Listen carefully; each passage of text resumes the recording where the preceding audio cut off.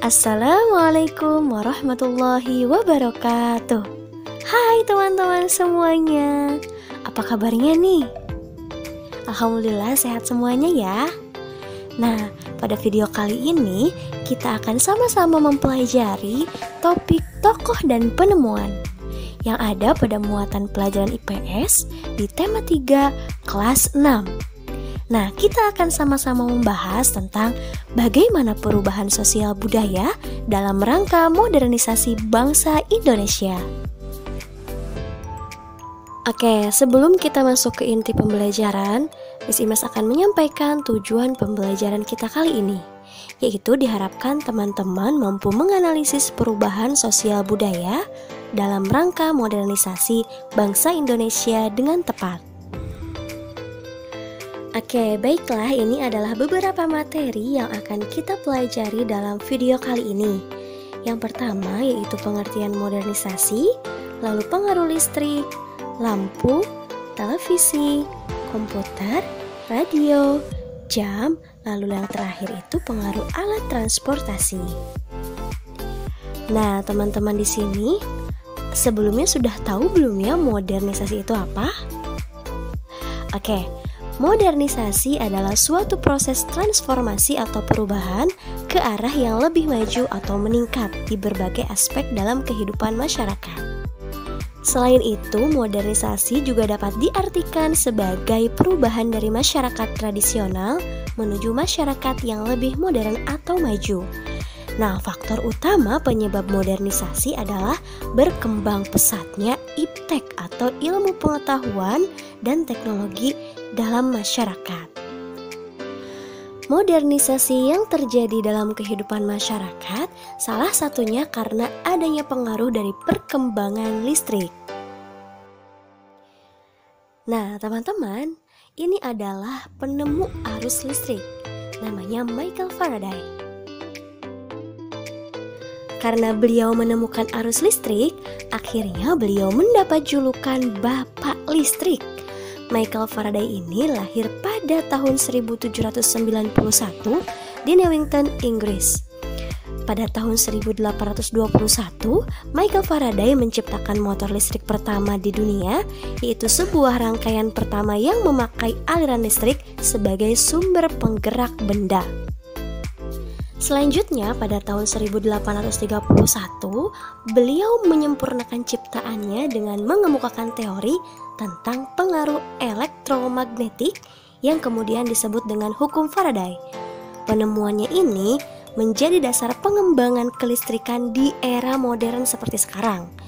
Lalu pada tahun 1867, beliau wafat. Nama Faraday diabadikan sebagai satuan kapasitas listrik dengan simbol F yang berarti farad dalam ilmu fisika. Nah, teman-teman, berikut adalah beberapa pengaruh penemuan listrik dalam berbagai bidang. Bidang yang pertama yaitu bidang sosial. Sebelum penemuan listrik, kita bisa berkomunikasi namun secara terbatas, teman-teman, hanya melalui surat atau bertemu secara langsung. Informasi pun terbatas, bisa kita dapatkan melalui media cetak atau bertemu secara langsung. Namun setelah penemuan listrik, komunikasi jarak jauh dapat dilakukan dengan mudah. Informasi pun mudah didapat, misalkan melalui televisi, radio, handphone, dan internet. Bidang yang kedua yaitu bidang budaya. Sebelum penemuan listrik, pertunjukan seni budaya hanya dapat disaksikan secara langsung. Sulit juga tuh untuk mempelajari seni budaya dari berbagai daerah di Indonesia. Lalu, kegiatan melestarikan budaya seperti latihan menari hanya dapat dilakukan pada siang hari karena terkendala dengan penerangan lampu. Tetapi sebaliknya nih teman-teman, setelah penemuan listrik, pertunjukan seni budaya dapat kita saksikan secara langsung maupun tidak langsung, di mana saja dan kapan saja. Misalnya, melalui televisi, handphone, laptop, atau PC. Kita pun dapat mempelajari kesenian berbagai daerah di Indonesia dengan mudah melalui internet. Lalu, kegiatan melestarikan budaya dapat dilaksanakan kapan saja dan di mana saja. Bidang yang ketiga yaitu bidang ekonomi. Sebelum penemuan listrik, kegiatan jual beli dilakukan secara barter atau tukar-menukar barang atau dengan uang secara tunai. Kegiatan jual beli pun masih tradisional teman-teman ya, dilakukan di pasar, warung, dan lain-lain. Lalu kegiatan jual beli juga dilakukan di siang hari kebanyakan ya, karena terkendala penerangan. Tapi sebaliknya, setelah penemuan listrik, kegiatan jual beli dapat dilakukan dengan cara kredit, transfer, debit, atau dengan cek. Lalu kegiatan jual beli dapat dilakukan secara online. Lalu kegiatan jual beli pun tidak terbatas oleh tempat dan waktu. Jadi intinya bisa dilakukan kapan saja dan di mana saja. Bidang yang keempat yaitu bidang pendidikan. Ini yang paling penting teman-teman. Dengan sebelum adanya listrik, sumber belajar kita sebagai siswa maupun guru nih terbatas pada buku paket. Lalu kegiatan belajar mengajar lebih sering dilakukan pada siang hari, sedangkan pada malam hari kegiatan belajar dilakukan dengan menggunakan penerangan lampu minyak. Nah, setelah adanya listrik, sumber belajar semakin berwarna dan bervariasi nih, mulai dari e-book dan sumber belajar yang lain dari internet. Kegiatan belajar pun dapat dilakukan kapan saja dan di mana saja. Selanjutnya adalah pengaruh dari lampu pijar terhadap modernisasi dalam masyarakat. Thomas Alva Edison merupakan penemu lampu pijar atau bola lampu. Beliau lahir pada tanggal 11 Februari tahun 1847 di Milan, Ohio, Amerika Serikat, dan ia dibesarkan di Port Huron, Michigan. Pada usia 12 tahun, Edison mulai bekerja sebagai penjual koran, buah-buahan, dan gula-gula di kereta api loh teman-teman. Sebelum akhirnya dia berhasil membuat lampu menyala, Edison mencoba sebanyak 9.998 kali eksperimen yang selalu berakhir gagal. Tetapi di percobaan yang ke-1999, pada tanggal 21 Oktober 1874, akhirnya ia berhasil menciptakan lampu yang benar-benar menyala terang. Nah, ini adalah beberapa pengaruh penemuan lampu pijar atau bola lampu dalam berbagai bidang. Seperti biasa nih teman-teman, bidang yang pertama yaitu bidang sosial. Sebelum penemuan lampu pijar, pertemuan atau rapat atau diskusi hanya dapat dilakukan di siang hari. Tetapi setelah adanya lampu pijar, pertemuan atau rapat atau diskusi dapat dilaksanakan kapan saja dan di mana saja. Dalam bidang budaya, sebelum adanya lampu pijar, kegiatan pentas seni budaya tradisional dan sejenisnya hanya dilakukan di siang hari ya teman-teman. Sebaliknya, setelah adanya lampu pijar, kegiatan pentas seni tradisional dan sejenisnya bisa dan banyak dilakukan di malam hari juga. Lalu, bidang ekonomi, kegiatan jual beli sebelum ada lampu pijar itu dilakukan di siang hari. Tapi setelah adanya lampu, udah terang nih, kegiatan jual beli dan kegiatan bekerja dilakukan di malam hari juga bisa.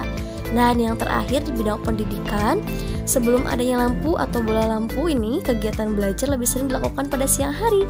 Sedangkan pada malam hari, kegiatan belajar dilakukan dengan menggunakan penerangan lewat lampu minyak. Dan sebaliknya nih, setelah adanya lampu pijar, kegiatan belajar dapat dilakukan kapan saja dan di mana saja karena sudah terang ya teman-teman. Selanjutnya adalah pengaruh televisi. Televisi pertama kali ditemukan oleh John Logie Baird. Ia lahir di Skotlandia pada tanggal 13 Agustus tahun 1888. Ia merupakan penemu yang pertama kali menunjukkan bahwa gambar hidup dapat ditransmisikan melalui pesawat yang sekarang dikenal dengan nama televisi. Televisi itu merupakan gabungan dari bahasa Yunani ya, yaitu tele yang artinya jauh dan bahasa Latin visio yang berarti penglihatan. Jadi televisi dapat diartikan sebagai alat komunikasi jarak jauh menggunakan media visual atau penglihatan. Prinsip kerja televisi adalah mengubah sinyal elektronik dan magnetik menjadi gambar dan suara. Gambar yang kita lihat di layar televisi adalah hasil produksi dari sebuah kamera. Objek gambar yang ditangkap kamera akan diubah menjadi sinyal gelombang elektromagnetik. Sinyal tersebut akan ditransmisikan oleh pemancar ke pesawat penerima pada televisi. Pesawat televisi akan mengubah sinyal yang diterima menjadi objek gambar yang sesuai dengan objek yang ditransmisikan dalam bentuk hitam putih atau berwarna. Oke teman-teman, kita sudah masuk ke pengaruh penemuan televisi dalam berbagai bidang. Seperti biasa ada bidang sosial, ekonomi, pendidikan, dan budaya. Teman-teman bisa pause videonya lalu baca sendiri ya teman-teman ya. Ini adalah beberapa pengaruh dari penemuan televisi. Sebelum adanya televisi seperti apa, setelah adanya televisi seperti apa. Selanjutnya adalah pengaruh komputer. Teman-teman, komputer pertama kali ditemukan oleh seorang yang bernama Charles Babbage. Charles Babbage adalah seorang ahli matematika yang menjadi penggagas utama dalam penemuan komputer, sehingga beliau mendapat julukan Bapak Komputer. Charles Babbage lahir pada tanggal 26 Desember tahun 1792. Nah, gagasan utama Charles Babbage tersebut adalah ingin mengubah sistem perhitungan yang mengandalkan tabel matematika dengan sistem mekanik untuk menekan kemungkinan terjadinya kesalahan hitung. Gagasan tersebut dituangkan dalam sebuah catatan yang diberi nama Note on the Application of Machinery to the Computation of Astronomical and Mathematical Tables pada tanggal 14 Juni 1822 yang berisi tentang semua konsep komputasi yang ada dalam benaknya. Nah teman-teman, ini adalah perkembangan komputer dari masa ke masa. Wah, menarik sekali ya teman-teman ya. Ternyata komputer sudah ada pada zaman sebelum Masehi, 500 tahun sebelum Masehi. Ternyata tuh sudah ada alat hitung tradisional namanya abakus. Nah, mulai berkembang menjadi email, lalu menjadi komputer yang pertama dengan keyboard dan mouse. Dan sampai sekarang laptop ya teman-teman. Di sini sampai tahun 1994 yang dimulai dengan penggunaan internet oleh masyarakat. Tapi zaman sekarang komputer yang bentuknya tabung sudah jarang terlihat ya teman-teman. Sekarang kita sudah pegang laptop ya teman-teman. Nah, itu adalah faktor atau pengaruh dari adanya modernisasi.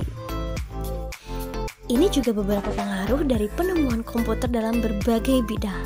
Nah, teman-teman bisa baca secara mandiri mulai dari aspek atau bidang sosial, ekonomi, pendidikan, dan budaya. Bagaimana nih perbandingannya ketika sebelum ditemukannya komputer dengan setelah ditemukannya komputer? Pasti sangat berbeda sekali kondisi masyarakatnya ya teman-teman ya. Selanjutnya adalah pengaruh ditemukannya radio. Nah teman-teman, ternyata radio ditemukan pertama kali oleh seorang yang bernama Guglielmo Marconi. Guglielmo Marconi lahir di Bologna, Italia pada tanggal 25 April tahun 1874. Nah, pada tahun 1859 ia memulai penelitiannya sampai menemukan telegraf tanpa kabel. Ini merupakan cikal bakal radio. Pada tahun 1897, ia mempresentasikan temuannya, alat komunikasi dengan menggunakan sinyal tanpa kabel yang mampu menjangkau jarak 19,3 km. Nah, itulah yang sampai saat ini dirasakan manfaatnya oleh kita. Selain pemancar radio, ia juga menemukan perangkat komunikasi lain yang menggunakan gelombang tanpa kabel, yaitu telegram, radio, dan teknologi radar.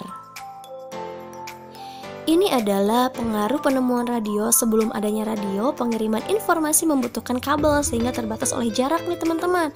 Tapi setelah penemuan radio oleh Guglielmo Marconi, pengiriman informasi semakin modern, tidak menggunakan kabel namun menggunakan gelombang radio, sehingga pengiriman informasi tidak terbatas oleh jarak dan waktu. Selanjutnya adalah pengaruh jam. Radio pertama kali ditemukan oleh seorang yang bernama Peter Heinlein.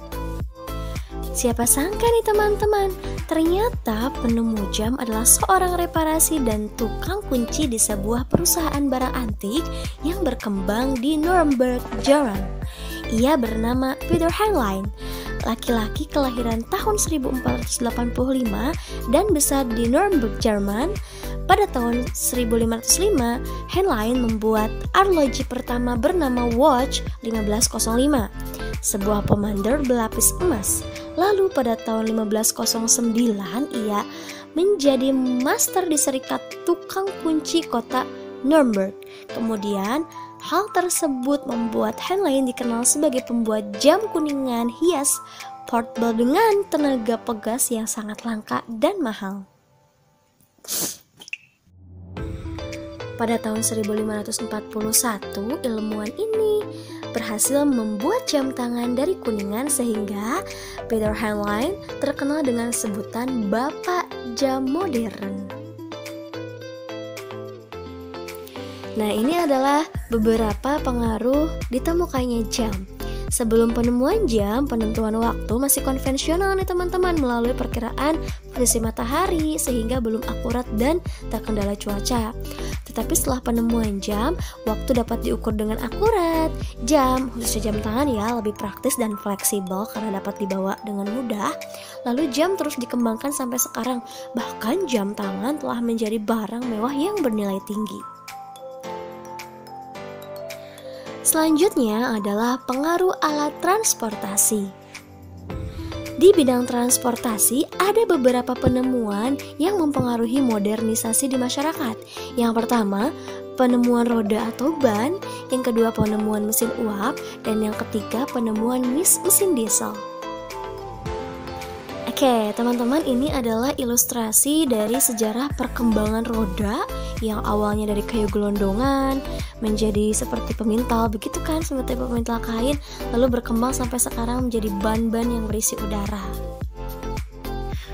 Penemuan roda tidak lepas dari beberapa ilmuwan yang berhasil menemukan roda. Di antaranya adalah Charles Goodyear dan John Boyd Dunlop. Awalnya roda dibuat oleh ahli menggunakan mesin pemintal. Peninggalan roda paling tua berasal dari Mesopotamia yang digunakan untuk kendaraan sekitar tahun 3000 sebelum Masehi. Perkembangan roda dimulai dari bentuk sederhana berupa balok kayu yang digulingkan teman-teman. Kemudian diubah menjadi potongan melintang balok kayu, roda bundar utuh dengan pasak di tengahnya hingga roda berjari-jari. Bagian tengah roda kemudian juga diganti besi sehingga roda menjadi semakin kuat. Pada tahun 1839, Charles Goodyear berhasil menciptakan ban terbuat dari karet yang lebih tahan guncangan dan lebih kuat terhadap gesekan permukaan jalan. Pada tahun 1845, Thomson dan John Boyd Dunlop menciptakan roda yang berisi udara. Nah, berkat penemuan roda tersebut, kita mampu menempuh jarak antar tempat di berbagai belahan dunia menjadi lebih mudah dan cepat.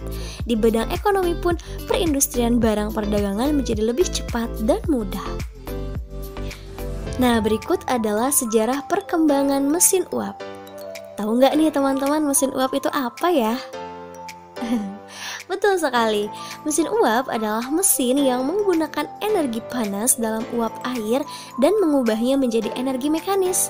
Mesin uap digunakan dalam pompa, lokomotif, dan kapal laut, dan sangat penting dalam revolusi industri. James Watt adalah insinyur besar asal Skotlandia, Britania Raya yang menemukan mesin uap untuk pertama kalinya. Ketertarikan James Watt terhadap mesin uap didasari oleh perhatiannya terhadap mesin uap buatan Newcomb yang kurang efisien. Watt lantas terus melakukan berbagai penelitian dan percobaan terkait mesin uap. Akhirnya ia berhasil menciptakan mesin uap pertama yang efisien pada tahun 1769. Next adalah sejarah perkembangan mesin diesel. Nah, mesin diesel ini lebih maju lagi ya dari mesin uap teman-teman. Mesin diesel pertama kali ditemukan oleh Rudolf Christian Carl Diesel. Ia menerima patennya pada tanggal 23 Februari tahun 1893. Mulanya mesin ini digunakan sebagai pengganti mesin uap. Tapi sejak tahun 1910, mesin diesel digunakan untuk kapal laut, lokomotif, pembangkit listrik, dan peralatan berat lainnya. Ini adalah beberapa pengaruh alat transportasi untuk kehidupan kita sehari-hari. Yang pertama, dengan alat transportasi bisa memudahkan pekerjaan masyarakat. Yang kedua, membantu masyarakat mengangkut banyak barang. Yang ketiga, memudahkan masyarakat untuk bepergian jarak jauh, mempersingkat waktu berkunjung ke daerah yang jauh. Dan yang terakhir, meningkatkan produktivitas dan nilai jual suatu kawasan lewat pengiriman dan penyebaran hasil industri, hasil pertanian, tanah, dan lain sebagainya. Oke, alhamdulillahirrabbilalamin. Terima kasih teman-teman yang sudah menyimak dan belajar bareng Miss Imas sampai akhir. Jika teman-teman suka dengan videonya, jangan lupa like, komen, share, tekan tombol subscribe, dan nyalakan tombol loncengnya ya, supaya teman-teman jadi orang yang pertama dapat notif dari Miss Imas jika Miss Imas upload video baru. Semoga apa yang Miss Imas sampaikan dapat teman-teman pahami ya. Satu pesan Miss Imas, tetap jaga kesehatan, tetap semangat, dan tetap belajar. Terima kasih, thank you for watching. Assalamualaikum warahmatullahi wabarakatuh. Bye bye.